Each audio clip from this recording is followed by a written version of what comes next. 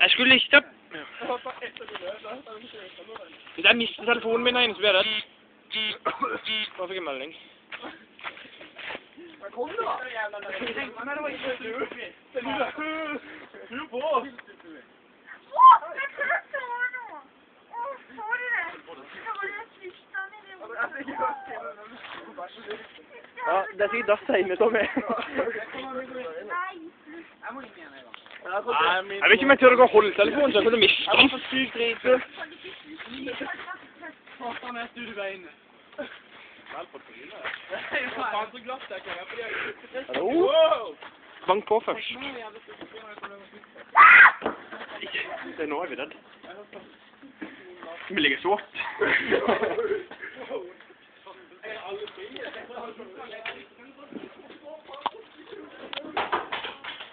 Jeg må få. Kevin! Satan! Inn i helvete, jeg lurer på den tallerkenlyden vår. Jeg må låne lyset. Jeg vil skamme det så bæsje med meg. Det har jeg fått til. Shit! Du, ja, nå må du ikke den veien! Det er jo så vidt trygt å gå for en sånn, det er det jeg tenker på. Ok, kom igjen her. Ja, men det er sikkert fint med kjelleren. Fy faen, din død da. Helvete, jeg må trekke. Det der er tallerkenene for faen. Der står tallerkenene. Ja, det er papptallerken. Nei, ikke faen, det er glasstallerken. Er det noen som er lyset på seg? Du faen, jeg lyser ikke der litt da. Det er så. Det er jo der tallerkenene står for faen. Ja, men det var der din lyden kom fra. Bare gå hen, Chris. Jeg hørte ikke hva noen der. Bare hen!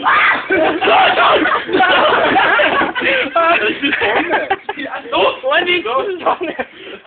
Men bare ikke lov å komme inn da. Hvor var det da? Var det vært, dere?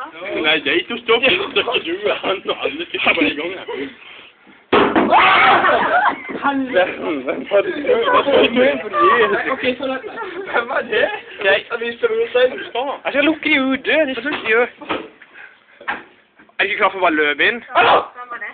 Chris, mjeng inn. Mjeng inn, Chris. Ja, kom da! Ja, jeg er fri. Se der står ikke et annet. Jeg synes jeg så noe der. Det er steik! Ja. Det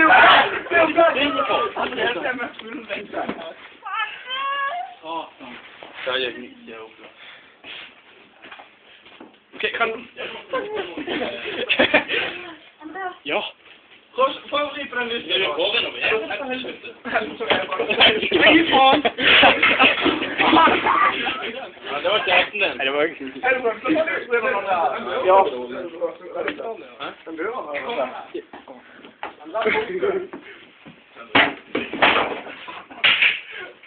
Ja, det er faktisk det er jo noen som arbeider her. Det er jo høy med plade inn her.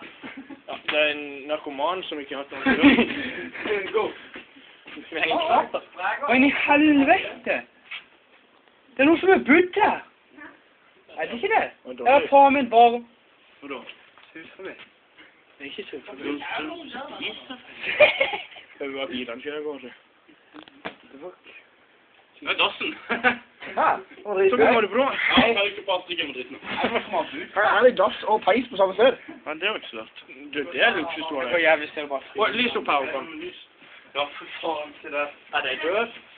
Nei, du gjenger inn øverst. Jeg tror vi lukker igjen den her. Jeg er klar for å utforske kjøkken, egentlig. Ja, men er det ikke lukket igjen? Ja, kom an, gå i det. Det var ikke så ille her nå. Det er noe som sov. Men det som var jævlig når jeg gikk inn her, så var jeg bare i vinduet. Følte jeg så noe der. Min skygge. Ja, så... Ta prøv å skru på lyset der. Hva faen? Hæ? Er det seng der? Nei, ja. Det er seng der inne. Hallo? Gå inn, gå inn. Gå inn der! Gå inn der! Gå inn der! Du, vi sjekker opp den etter. Det er ikke en død babysikker. Har du hørt på lyden der?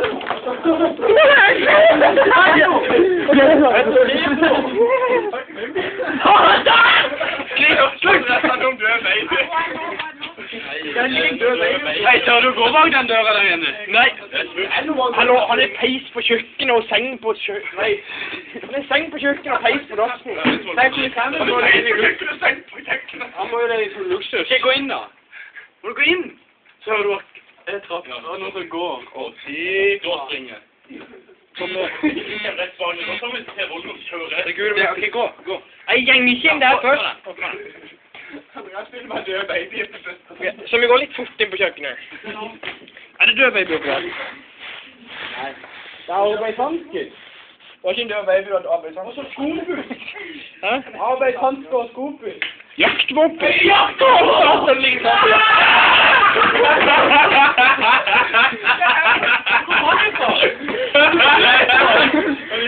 Hvor kom du fra? Hæ? Hvor gikk du inn?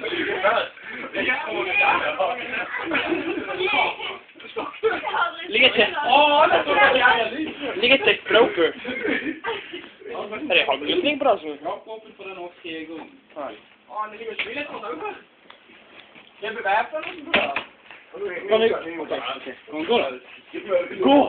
Det er så sånn med at... Ja, men du vet jo aldri om det ligger noen der oppe. Vi har ikke utforsket det rommet. Nei, det er et rom der inne. Gikk du gjennom her? Vi går ned i dassen. Det er et rom der inne. En plass må det jo være, det er i spøksene. Det blir skrapt.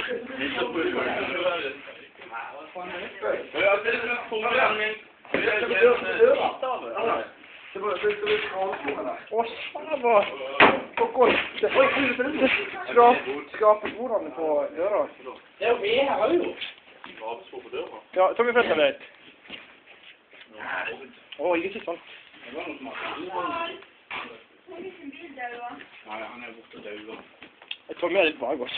Hvor i helvete var det for noe? Han andre her, det var det kniver sånn og sånn. Hei, seriøst! Hva var det for noe? Hørte du det? Knut, Knut! Skål! Men du, hei, hørte du ikke det? Ja, hørte det. Kling, kling! Hørte du det? Jeg vet ikke over det før du sa det. Akkurat noen bare hever oppi... Hørte du det? Akkurat noen hever oppi en skuff, ikke sant? Som hever oppi tallerken... Det hørtes ut som en kniver sånn nå. Ja.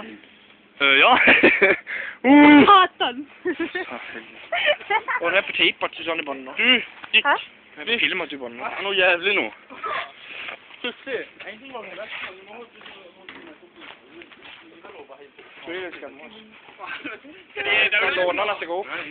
Ok, jeg vet ikke helt sikkert skammer oss. Kan jeg låne lommelykt der vi går opp en tur? Ja, ja. Skal du? Det. Se der nå, du. Kan han gå da? Ikke gjør det nå. Det er godt an. Nei, ikke så vanlig. Det er krav oppe. Er det? Det er ikke rett. Godt da. Vi får opp så tidlig. Ok, kom så tidlig. Ja, det er ikke meg, Topka. Gå da. Der er utrom. Med en skikkelig kraftig lås på. Fra utsida. Nei. Se på låsen på den da. Hvorfor skulle låse noe fra utsida? Jeg kan ha ut sist. En minutt. Skal vi en gang. Hva faen? Ja, helvete. Det var du ikke. Hva satan er stått? Ja, du... Hæ? Det var sånn kall, da. Det var mitt problem. Han er ekstra lure oppe, ser du? Ekstra plader. Den er ekstra sånn tag oppe. Det er plader der. Og de rett opp. Så der de gjemte seg. Det ligger jo oppe der. Det er min plass sånn her... Kardemommeby. Hvordan er det en trapp å gå i? Jeg kommer opp rett bak meg. Jeg går. Det begynner å bli søtt. Helvete, er det noe der? Du, altså hvis folk begynner å gå ned her samtidig, så har vi et problem. Hva faen som er døra som er oppe? Se, det er langt rom inn der. Se, det er bilen. Kanskje biljardbord der inne? Å, helvete ble gardiner. Det var jævla ustabil gardiner. Ja. Det er gardiner var ustabil. Du går og ser. Du ser rett frem der. Gjør det. Ser du rett frem? Ta med litt. Men da ikke springe når jeg står. Nei, og Andreas trapper samtidig, det blir jo bra. Knut, slutt! Helvete. Oi, satan. Jeg Jeg ser bare på meg, for jeg